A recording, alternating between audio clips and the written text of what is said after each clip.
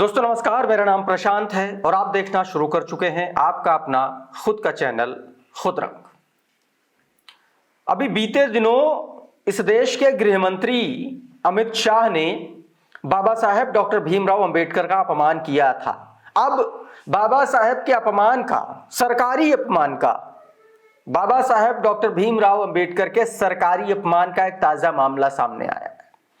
चूंकि सरकार भारतीय जनता पार्टी की है तो भारतीय जनता पार्टी के द्वारा ही इस तरीके की घटनाओं को लेकर के यह कहा जा सकता है। एक चिट्ठी जारी हुई है। आप सभी को पता है कि 14 अप्रैल को बाबा साहेब डॉक्टर भीमराव अंबेडकर की जन्म जयंती होती है और 14 अप्रैल के मद्देनजर जो है तमाम सारे जो इंस्टीट्यूशंस हैं, चाहे वो शैक्षणिक इंस्टीट्यूशंस हों, चाहे वो प्रोफेशनल इंस्टीट्यूट्स हों, हर संस्थान में बाबा साहेब की जयंती, हर संस्थान अपने तरीके से वो जयंती मनाता है। लेकिन इस बार बाबा साहेब की उस जयंती को मनाने में भी जातिवाद कहीं ना कहीं घुस गया। उत्तर प्रदेश में एक लेटर जारी हुआ है 14 अप्रैल को लेकर के। ये लेटर अटल बिहारी वाजपेयी चिकित्सा विश्वविद्यालय की तरफ से जारी किया गया है। इसमें यह बताया गया है कि बाबा साहेब डॉक्टर भीमराव अंबेडकर की जयंती मनाई जानी है और क्या क्या होना है। लेकिन इस लेटर में कुछ ऐसा लिखा गया है जिससे इस देश की बहुसंख्यक आबादी, बहुजन समाज के लिए एक तरीके से अपमानित करने वाला शब्द है, या यूं कहें कि बाबा साहेब डॉक्टर भीमराव अंबेडकर के संविधान पर सवाल उठाने वाला ये लेटर है। ये भी कह सकते हैं कि बाबा साहेब डॉक्टर भीमराव अंबेडकर के संविधान का या उनका अपमान करने जैसी स्थिति बन गई है। एक लेटर लिखा, अब उस पर बहुजन समाज पार्टी ने जबरदस्त तरीके से इसका विरोध करना शुरू कर दिया। और विरोध शुरू हुआ बहुजन समाज पार्टी के नेशनल कोऑर्डिनेटर, एकमात्र सांसद, राज्यसभा सांसद रामजी गौतम से। रामजी गौतम ने इस लेटर को जारी करते हुए, इस लेटर को पोस्ट करते हुए एक ट्वीट किया है और वहीं से इस लेटर की जो मंशा है वो सामने आती है। सबसे पहले आपको उस लेटर में क्या ऐसा लिखा है ये मैं बताऊंगा और उसके बाद रामजी गौतम ने किस तरीके से इस घटना का, इस लापरवाही का, इस अपमान का जवाब दिया है वो भी मैं बताऊंगा। सबसे पहले ये देखिए, ये लेटर है, ये अटल बिहारी वाजपेयी चिकित्सा विश्वविद्यालय उत्तर प्रदेश लखनऊ की तरफ से जारी किया गया लेटर है। और ये जो लेटर है ये इस चिकित्सा विश्वविद्यालय के कुल सचिव के द्वारा जारी किया गया ये लेटर है। इसमें सीधे तौर पर देखिए क्या लिखा है, बाकी चीजें तो ठीक है, इसका जो विषय है वो देखिए। इसमें लिखा गया है, भारत रत्न डॉक्टर भीमराव अंबेडकर जी के जन्म दिवस 14 अप्रैल 2025 के अवसर पर राजभवन लखनऊ में विश्वविद्यालयों, संस्थानों एवं उनके संबद्ध समस्त महाविद्यालयों में अनुसूचित जाति के सफल छात्र छात्राओं के मध्य भाषण प्रतियोगिता के आयोजन के संबंध में। अब यही बात जो है सबसे ज्यादा सवाल उठाने वाली है। क्या सिर्फ अनुसूचित जाति के ही छात्र छात्राएं भाषण प्रतियोगिता में हिस्सा ले सकते हैं? क्या बाबा साहब डॉक्टर भीमराव अंबेडकर ने सिर्फ दलित, शोषित, वंचित और समाज की आखिरी पायदान पर खड़े लोगों के लिए काम किया? क्या बाबा साहब डॉक्टर भीमराव अंबेडकर ने सिलेक्टिव तरीके से काम किया? क्या कम से कम इस लेटर की लिखावट से इतना समझ में आ रहा है। और अगर ऐसा नहीं है तो सिर्फ दलित, शोषित, वंचित वर्ग के ही बच्चे इस भाषण प्रतियोगिता में हिस्सा क्यों लेंगे? क्या ओबीसी समाज के नहीं ले सकते? क्या सामान्य वर्ग के लोग नहीं ले सकते? अगर नहीं ले रहे हैं तो क्यों नहीं ले रहे हैं? तो इस तरीके के तमाम सारे ऐसे सवाल उठ खड़े हुए हैं और यही सारे सवाल अब जो है रामजी गौतम ने उठाए। रामजी गौतम ने एक ट्वीट किया है और उसमें यही सवाल उन्होंने उठाया है। उन्होंने ट्वीट करते हुए लिखा कि बाबा साहेब आधुनिक भारत के साथ विश्व के सबसे महान और सुंदर संविधान के निर्माता हैं। बाबा साहेब सिर्फ SC ST के ही मात्र महापुरुष नहीं हैं, वे पूरे राष्ट्र के आइकॉन हैं। बाबा साहेब ने देश के बहुजन समाज के साथ साथ भारतीय नारियों के भी उन्होंने वो उद्धारक है, उनके लिए भी बहुत काम किया है। इसके अलावा रामजी गौतम ने आगे लिखते हैं अपने ट्वीट में, उन्होंने कहा कि लेकिन इस तरीके के आदेश दे करके 14 अप्रैल को SC ST के छात्र छात्राएं ही भाषण प्रतियोगिता में हिस्सा लेते, ये सरासर गलत है। बाबा साहेब के जन्मदिवस पर सभी जाति, धर्म और मजहब के लोगों को स्पीच में शामिल किया जाना चाहिए ताकि देश के लोग बाबा साहेब के आधुनिक विचारों को समझ सकें, किस तरह से राष्ट्र निर्माण में बाबा साहेब का योगदान रहा है। जय भीम, जय भारत।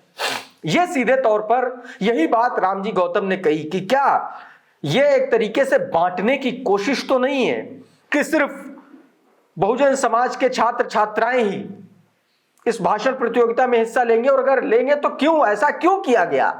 क्या यह भाषण प्रतियोगिता में सर्व समाज को जोड़ने की बात नहीं लिखी जा सकती थी?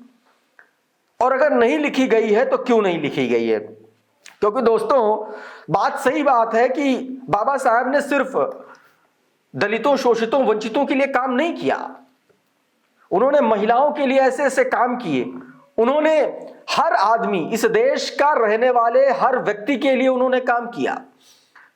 अभिव्यक्ति संविधान अगर लिखा गया है तो हर चीज आप कुछ भी उठा करके देख लीजिए। संविधान के आर्टिकल 14, 15, 16 में समानता की, लैंगिक समानता की गारंटी है। क्या ये सिर्फ दलित, शोषित, वंचित वर्ग के लिए है? 8 घंटे काम करना है, 8 घंटे से ज्यादा कोई काम नहीं ले सकता। यह संविधान में अधिकार किसने दिलाए? और यह हर व्यक्ति पर लागू होता है, किसी जाति और धर्म से मतलब नहीं है इसका। किस तरीके से उन्होंने महिलाओं के लिए हिंदू कोड बिल लेकर के आया, और जिसका विरोध RSS के लोगों ने किया था। सीधे तौर पर RSS के लोगों ने, आप याद करिए कि किस तरीके से बाकायदा इसका विरोध किया था, सभा किया था हिंदू कोड बिल का। और वही हिंदू कोड बिल था जो महिलाओं को तलाक, महिलाओं को संपत्ति में अधिकार का, संपत्ति में हक दिलाने का अधिकार दिलाता है। तो तमाम सारे ऐसे काम किए, श्रमिकों के शोषण के होता था उसके अधिकार उन्होंने दिलाया, श्रमिकों को अधिकार दिलाया, पर तमाम सारे ऐसे उन्होंने काम किए हैं